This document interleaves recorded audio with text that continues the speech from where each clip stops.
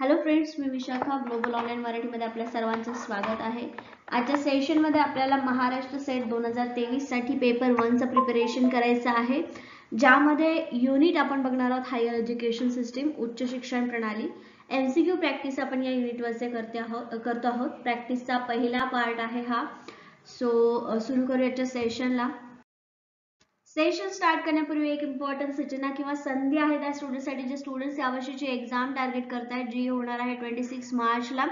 या एक्झामला टार्गेट करत आम्ही एक टेस्ट सिरीज लॉन्च करत आहोत, स्पेशली MS सेट 2023 पेपर 1 साठी, ज्यामध्ये तुम्हाला मिळणार आहे 50 टेस्ट. डेली एक टेस्ट होईल संध्याकाळी 6 वाजता आणि 7 वाजेपर्यंत तुम्ही ती सॉल्व्ह करू शकता. यामुळे टेस्ट सिरीजमुळे तुमची पेपर 1 ची पूर्ण प्रॅक्टिस होणार आहे.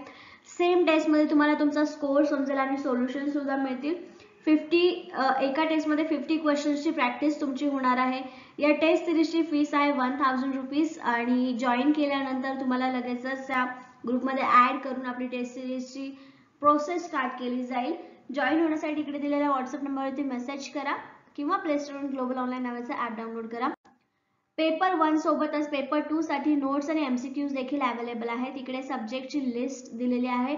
या लिस्ट मधून तुमचा जो सब्जेक्ट असेल त्या सब्जेक्टसाठी नोट्स आणि MCQ आम्ही अवेलेबल केलेले आहेत, ज्याची फीस आहे 1600 रुपीज आणि डिस्काउंट सुद्धा आम्ही त्याच्यावर 20% देत आहोत. आफ्टर डिस्काउंट या कोर्सची किंवा या पॅकेजची फीस जी आहे ती 1280 रुपये होते.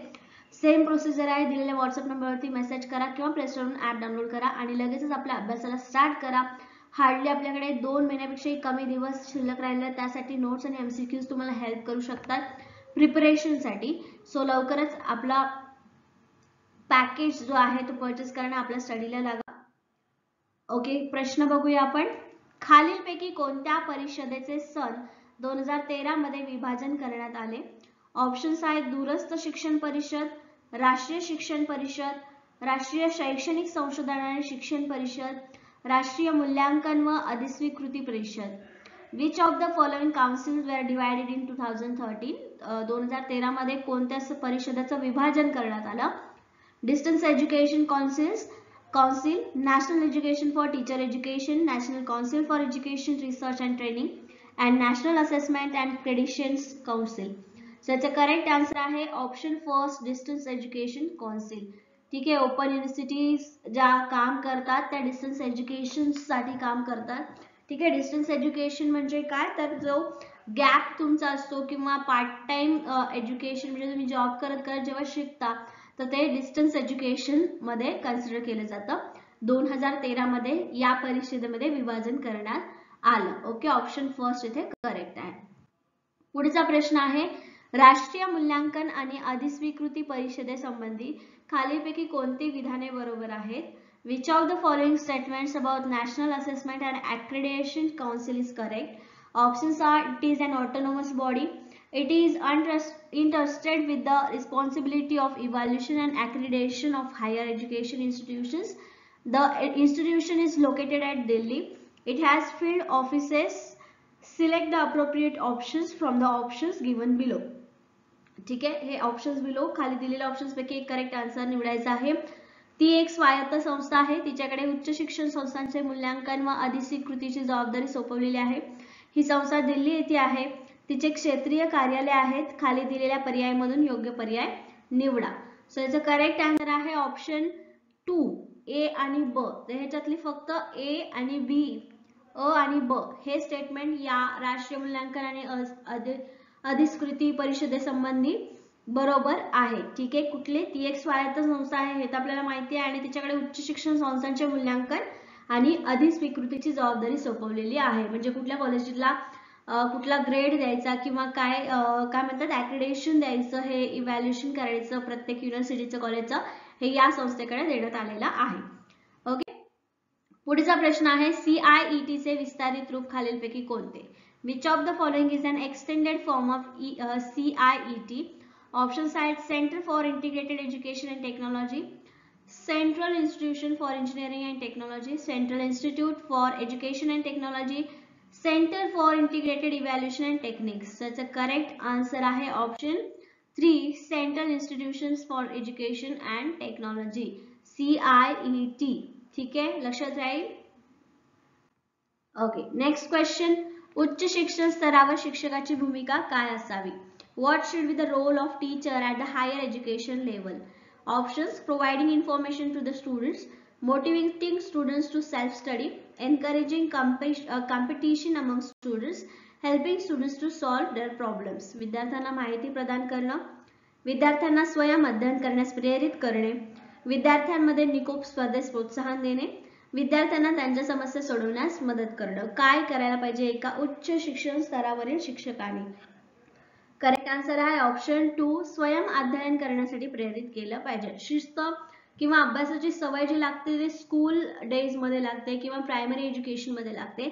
हायर एज्युकेशनच्या लेवलवरती जे शिक्षक असतात, प्राध्यापक असतात, त्यांनी फक्त स्टुडंट्सला मोटिवेट करायचं असतं सेल्फ स्टडी करण्यासाठी किंवा त्यांना अभ्यासासाठी प्रोत्साहन द्यायचं असतं. ठीक आहे, म्हणून ऑप्शन 2 इथे करेक्ट आन्सर आहे. ओके, या क्वेश्चनचा पुढचा प्रश्न आहे, which of the following statements regarding university grant commission is not correct? विद्यापीठ अनुदान आयोगाशी संबंधित खालीलपैकी कोणते विधान बरोबर नाही? ऑप्शन्स आहे, it was established by an act of parliament in the year 1956. It is entrusted with the task of coordinating the progress of higher education. It receives fund from central government through the plan and non-plan. Such state university receives fund from state governments.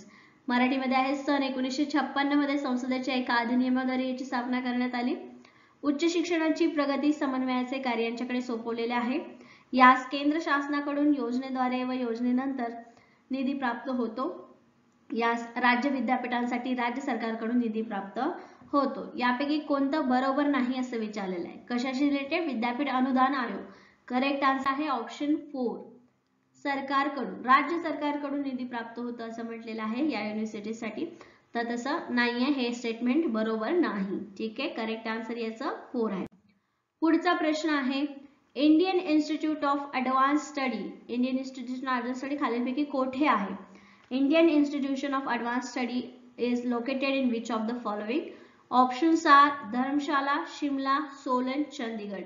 ठीक आहे, so याचं correct answer आहे, correct answer option 2 आहे, direct answer आहे. याच्यामुळे याचं एक वेगळे एक्सप्लेनेशन किंवा हिस्ट्री जी आहे ती लागणार नाहीये. फक्त इंडियन इन्स्टिट्यूशन्स ऑफ ऍडव्हान्स स्टडीचं म्हणजे कुठे होते तर सिमलाला होते. ठीक आहे, लक्षात असू द्या. पुढचा प्रश्न आहे, what is the full form of AICTE? ठीक आहे, AICTE चे पूर्ण फुल फॉर्म काय आहे, पूर्ण रूप काय आहे? Options, all India council for technical education, all India commission for technology education, all India committee for teachers education, all India Congress for training education. ठीक आहे, मराठीमध्ये पण सेम ऑप्शन्स आहेत, फक्त मराठीमध्ये आहे. सो याचा फुल फॉर्म आणि करेक्ट आन्सर आहे option first, all India council for technical education, AICTE याचा फुल फॉर्म आहे तो. ओके, लक्षात राहील. फर्स्ट. पुढचा प्रश्न आहे, which of the following activities is a part of extension work of state university?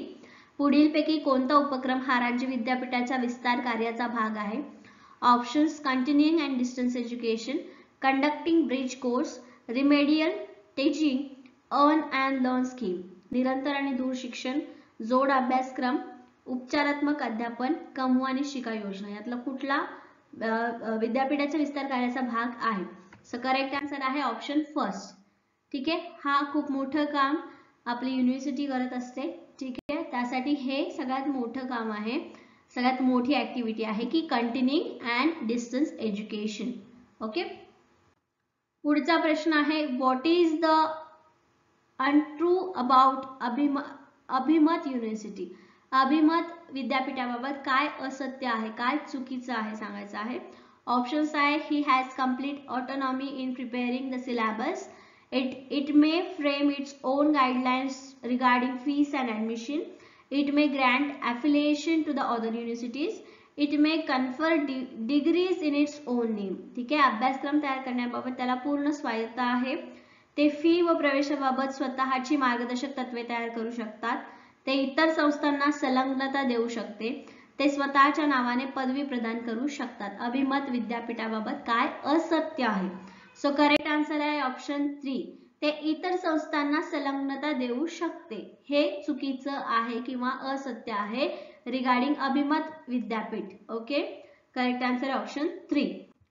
पुढचा प्रश्न आहे the process of creating a new syllabus for courses starts here.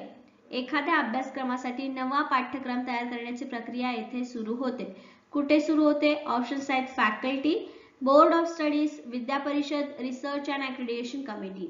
विद्याशाखा, अभ्यास मंडळ, विद्या परिषद आणि संशोधन व मान्यता समिती. सो याचे करेक्ट आन्सर आहे option second, board of studies, अभ्यास मंडळ. ऑफकोर्स ऑप्शन्स बघितल्याच लक्षात येतं की दिलेल्या ऑप्शन्स पैकी फक्त एकाच ठिकाणी अभ्यास किंवा पाठ्यक्रम तयार होऊ शकतो, ते म्हणजे अभ्यास मंडळ. अभ्यास बोर्ड ऑफ स्टडीजच्या ठिकाणीच एखादा सिलेबस हा तयार होतो. म्हणून ऑप्शन 2 इथे करेक्ट आन्सर आहे या क्वेश्चन साठी. ओके, पुढचा प्रश्न आहे the apex institute in the field of engineering education and research in India is.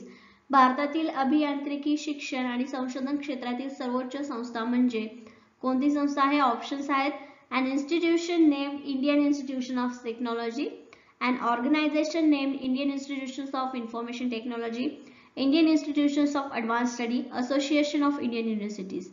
Indian Institutions of Technology या नावाची संस्था, Indian Institution of Information and Technology या नावाची संस्था, Indian Institutions of Advanced Studies, Association of Indian Universities. So correct answer आहे याचा option first, Indian institutions of technology या नावाची संस्था. ठीक आहे, या अभियांत्रिकी शिक्षण आणि संशोधन क्षेत्रातील सर्वोच्च संस्था आहे. पुढचा प्रश्न आहे following are the responsibilities of university grant commission of India. आता ही खाली रिस्पॉन्सिबिलिटी दिल्यात, त्यातले कुठले कुठले ऑप्शन्स करेक्ट आहेत हे आपल्याला सांगायचे. इकडे भारतीय विद्यापीठ अनुदान आयोगाच्या जबाबदाऱ्या खालीलप्रमाणे आहेत. ऑप्शन्स मध्ये म्हणजे त्यांनी पॉइंट्स दिलेले आहेत, त्यापैकी पॉइंट्स पैकी करेक्ट आन्सर आपल्याला निवडायचे आहेत.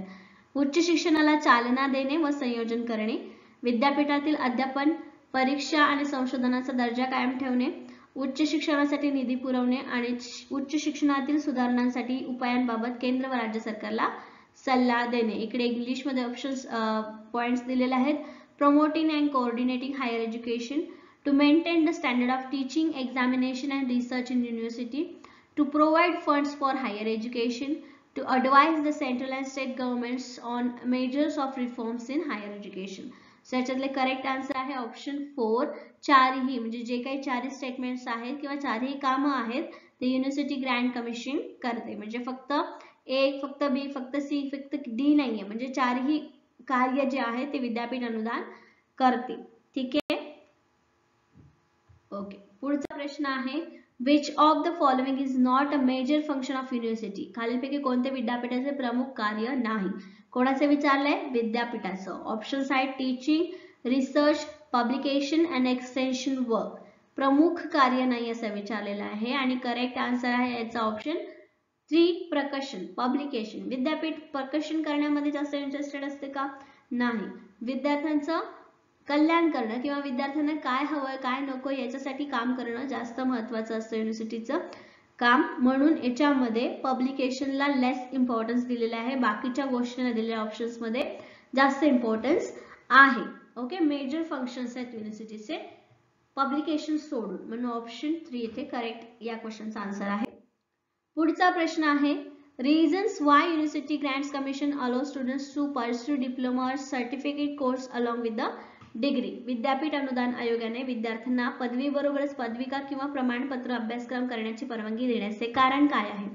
ऑप्शन्स आहेत to increase the income of universities and colleges, to provide sufficient workload to the teachers, making maximum utilization of human and non human resources, to enable students to work after completing their degree course. विद्यापीठ व महाविद्यालयांना उत्पन्न वाढवण्यासाठी, अध्यापकांना पुरेसा कार्यभार उपलब्ध करून देण्यासाठी, मानवी अमानवी संसाधनांचा जास्तीत जास्त विनियोग करण्यासाठी, विद्यार्थ्यांना त्यांचे पदवी अभ्यासक्रम झाल्यावर काम करण्यास सक्षम बनवण्यासाठी. सो याचं करेक्ट आन्सर काय आहे? याचं करेक्ट आन्सर आहे ऑप्शन 4. बघा दिलेले ऑप्शन्स नुसतेच ऑप्शन्स आहेत असं वाटतं आणि चौथं ऑप्शन एकदम करेक्ट आहे की जे विद्यार्थी आहेत त्यांना लगेचच जॉब मिळावा याच्यासाठी डिग्री सोबतच डिप्लोमा करण्यासाठी परमिशन दिलेली आहे. ठीक आहे, करेक्ट आन्सर या क्वेश्चनचा 4 आहे. पुढचा प्रश्न आहे, which of the following is not included in the higher education department of the government of India. Bharat सरकारच्या उच्च शिक्षण विभागात खालीलपैकी कशाचा समावेश होत नाही. ऑप्शन्स आहेत Indian council of social science research, Indian council of philosophical research, Indian council of world affairs, Indian council of world historical research. ठीक आहे, भारत सरकारच्या उच्च शिक्षण विभागात खालीलपैकी कशाचा समावेश होता असा प्रश्न आहे आणि करेक्ट आन्सर आहे option 3 Indian council of world affairs. ठीक आहे, कशाचा होत नाही विचारलंय म्हणून हे आहे, नाही तर बाकी तिन्हीचा समावेश केला जातो. ठीक आहे, करेक्ट आन्सर याचा 3 आहे. ओके, सो अशा प्रकारे आपण या युनिटवरचे आजचे प्रॅक्टिस क्वेश्चन्स इकडे संपवलेले आहेत. नेक्स्ट सेशन मध्ये आणखी काही क्वेश्चन्स आपण प्रॅक्टिस क्वेश्चन्स सेम युनिटवरचे बघणार आहोत. So that's it for today. Thank you for today's session. Have a nice day.